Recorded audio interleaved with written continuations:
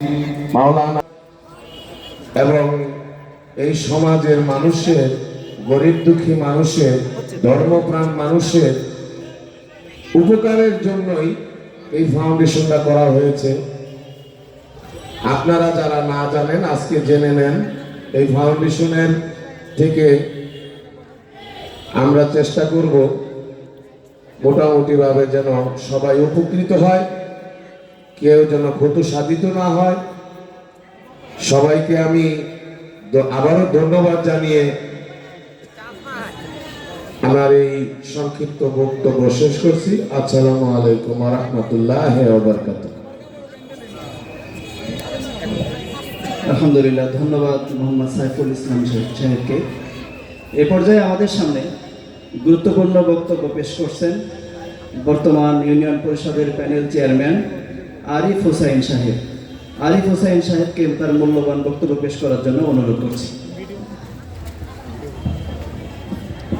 বিসমিল্লাহির রহমানির রহিম। তাজকিয়াতুল উম্মাহ ফাউন্ডেশন কর্তৃক আয়োজিত আজকের এই যুব সমাজের উদ্যোগে যে আজকের এই ইসলামী ওয়াজ মাহফিল, এই মাহফিলে উপস্থিত সম্মানিত সভাপতি, সাথে উপস্থিত আছেন আজকের এই অনুষ্ঠানের বক্তা হযরত মাওলানা আমিনুল ইসলাম কাশ্মীর সাহেব সহ উপস্থিত অত্র এলাকার মুরব্বিয়ান, যুবক ভাইয়েরা, পর্দার আড়ালের মা ও বোনেরা, সবাইকে আমার সালাম। আসসালামু আলাইকুম ওয়া রাহমাতুল্লাহি ওয়া বারাকাতুহু। আজকে তাজকিয়াতুল ফাউন্ডেশন যে তাদের যে কার্যক্রম, অবশ্যই আপনারা হয়তো তাদের মুখ থেকে শুনছেন এবং তারা আরও বিস্তারিত আলোচনা করবে। তাই আমি দেখলাম যে তারা মূলত 4টা উদ্দেশ্য নিয়ে তাদের এই ফাউন্ডেশনের কার্যক্রম শুরু করেছে এবং 4টা উদ্দেশ্যই মহৎ উদ্দেশ্য, সমাজের উন্নয়নের জন্য, সমাজের ভালোর জন্য। আমি বলবো এই 4টা উদ্দেশ্যকে সঠিকভাবে যাতে তারা করতে পারে, তার জন্য আমরা যারা এলাকায় আছি আমাদের প্রত্যেকেরই সহযোগিতা লাগবে। তারা চাচ্ছে সন্ত্রাস মুক্ত, মাদক মুক্ত একটা সুন্দর সমাজ গড়তে। সেই সাথে সমাজের প্রতিটা মুসলমান, প্রতিটা মানুষের মধ্যে যাতে ধর্মীয় চেতনার উদ্ভব হয়।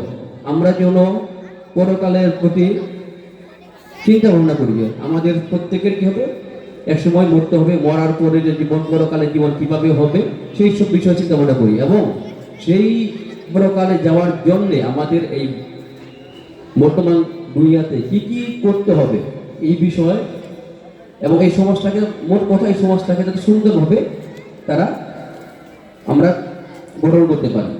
আর এটা করতে গেলে কিছু কাজ করতে হবে। আমরা যারা অভিভাবক আছি, আমি প্রত্যেকেই বলবো, যারা মাইকে শুনছেন সবাইকে বলবো, আমাদের এই সমাজে বর্তমানে আপনারা দেখবেন আমাদের যুব সমাজটা ধ্বংসের পথে। এক সময় ছিল একটা বয়সে যারা ছোট থেকে 20, 22, 23, 24, 25 বছর বয়স পর্যন্ত ফুটবল খেলতো, ক্রিকেট খেলতো, মাঠে থাকতো। কিন্তু এখন কিন্তু কেউ মাঠমুখী নাই।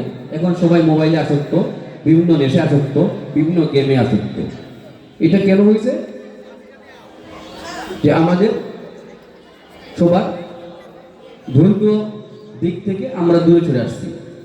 আপনারা একটা জিনিস খেয়াল রাখবেন বা খেয়াল করবেন, আজকে এই যে যুব সমাজ যারা আজকে বিপদে গেছে, তারা কি করতো বা কি করতে, মানে আগে কি করতো বা কিসে লেখাপড়া করে, আপনারা খেয়াল করে দেখবেন যে যেসব ছেলেরা মাদ্রাসায় পড়ে বা ধর্মীয় শিক্ষা শিক্ষিত, তারা কিন্তু কখনো এইসব লাইনে নাই। আপনাকে যার সামনে আছে আপনাকে বলতে পারবেন যে মাদ্রাসায় পড়ে কিন্তু নেশা করে এরকম কোনো ছেলেমেলে আছে? একজন পাবেন না। আমি মনে করতে পারবেন না। ইফটিজিং করে পাবেন না, চুরি করে পাবেন না। হ্যাঁ, 2-1 বিপদগামী যারা মাদ্রাসায় পড়তো কিন্তু সেখান থেকে বিপদগামী হয়ে গেছে। বিপদগামী হলে সেটা আলাদা বিষয়, কিন্তু একটা মাদ্রাসা ছাত্র যারা মাদ্রাসায় পড়ে, এমন কোনো স্টুডেন্ট আপনারা দেখবেন না যে তারা কোনো নেশার সাথে জড়িত, কোনো জুয়ার সাথে জড়িত, কোনো চুরির সাথে জড়িত। আমি বলবো যে এখন বর্তমান বাংলাদেশে অনেক আধুনিক মাদ্রাসা আছে যেখান থেকে লেখাপড়া করলে আপনার বাচ্চারা কি করতে পারবে, কলেজ, বিশ্ববিদ্যালয়, মেডিকেল, বুয়েট সব জায়গায় পড়তে পারবে, সব জায়গায় পড়ার সুযোগ আছে। কিন্তু সাথে কি হবে, তার ভিতরে একটা ধর্মীয় একটা শিক্ষা তার ভিতরে ঢুকবে। সে কি করবে না, কখনোই ওই ইফটিজিংয়ে যাবে না, ওই নেশার দিকে যাবে না। কারণ যেহেতু তার মধ্যে ধর্মীয় একটা এলেম আছে, সে কি করবে? চিন্তা করবে না এটা তো অন্যায় কাজ, সে অন্যায় কাজ করবে না। ঠিক আছে? এবং আপনারা দেখবেন বর্তমানে বুয়েট মেডিকেলের ভর্তি পরীক্ষা ফার্স্ট হয় সব মাদ্রাসার ছাত্ররা। ওইখানে কিন্তু অনেক মাদ্রাসার ছাত্র ভর্তি হয় এবং ফার্স্ট সেকেন্ড থার্ড এগুলো ম্যাক্সিমাম হয় মাদ্রাসার ছাত্ররা। কারণ তারা লেখাপড়ার দিকে মনোযোগ, তারা অন্য দিকে খেয়াল করে না। এবং এই জন্য আমি বলবো আপনারা প্রত্যেকেই আপনার সন্তানকে লেখাপড়ার পাশাপাশি ধর্মীয় শিক্ষা, মাদ্রাসা শিক্ষা বা ধর্মীয় শিক্ষাটাকে আপনারা অবশ্যই গুরুত্ব দিবেন। তাতে কি করে হবে? আপনার সন্তানের ভবিষ্যৎটা ভালো হবে, সে ভবিষ্যতে সঠিক পথে চলবে। আমি বলবো যে প্রত্যেকে আরেকটা জিনিস আপনারা খেয়াল করবেন, আমরা যারা আজকে মুরব্বী বা আমরা দেখেছি যে ঘটতেছে, যাদের সন্তানরা বিশ্ববিদ্যালয় বা বিভিন্ন জায়গায় বড় বড় ডক্টরেট ডিগ্রি নিছে, হ্যাঁ, নেওয়ার পর দেখবে যে এইসব বাবা মারা যাদের সন্তানরা বড় বড় ডিগ্রিধারী, তাদের বাবা মারা বৃদ্ধাশ্রমে বেশি থাকে। ঠিক না? কেন থাকে? যে তারা শিক্ষিত হয়ে বাবা মার দিকে আর খেয়াল করে না। কিন্তু কয়জন হুজুরের বাবা মা বা কয়জন মাদ্রাসাদের বাবা মা দেখেন তো আছে কিনা যারা বৃদ্ধাশ্রমে থাকে বা বৃদ্ধ বয়সে তাদের দেখে না? না, নাই। কেন নাই? তাদের মধ্যে ওই যে বললাম, তাদের মধ্যে ধর্মীয় শিক্ষা, আমার নবীর শিক্ষা তাদের মধ্যে আছে। তারা তাদের বাবা মাকে কতটুকু শ্রদ্ধা করে, ঠিক আছে? কিন্তু যে শিক্ষাটা বাংলা, সাধারণ বাংলা শিক্ষায় নেই।